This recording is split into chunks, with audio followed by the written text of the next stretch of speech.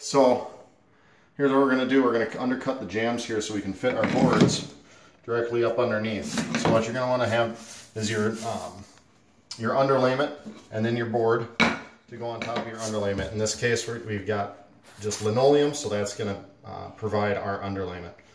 So what you're going to do is you're going to line this up. You're just going to run it flush. You're going to make sure that this doesn't have a teeter to it. You're going to take your multi and you're going to flush it out right against the board, and then you're just going to run your saw right across. So I'm going to go ahead and do that now.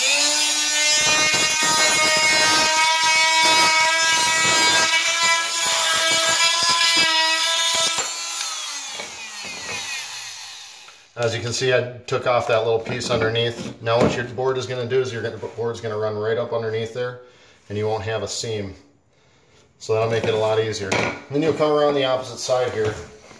On floors that will have a transition running from one floor to the next, this one gives a good example of two different floors. What they do is they split the door jamb, so when the door closes, you can't see one floor from one side and the opposite from the other. So the way you'd do that is you'd measure 3/4 of an inch inside, and you'd make your mark right at 3/4 of an inch, and then you'd cut out to there, to that 3/4 of an inch. In this case, we're going to be doing wood all the way through, so I'm just going to cut it all the way through.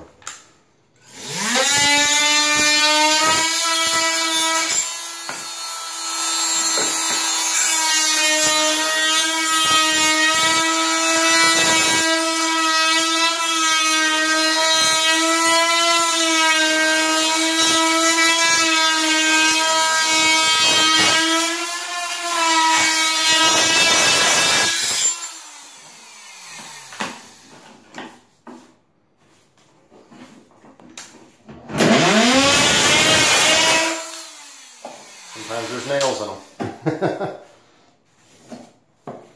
So you just do that all the way around on every side. Make sure you've got a good flush spot for where your floor can lay right up underneath there. Beautiful work by Dave. It's my house, I know. That just cost me 75 bucks. Unfortunately for Dave, it cost him 80 to have me film this. Thanks, Jeff. You're welcome.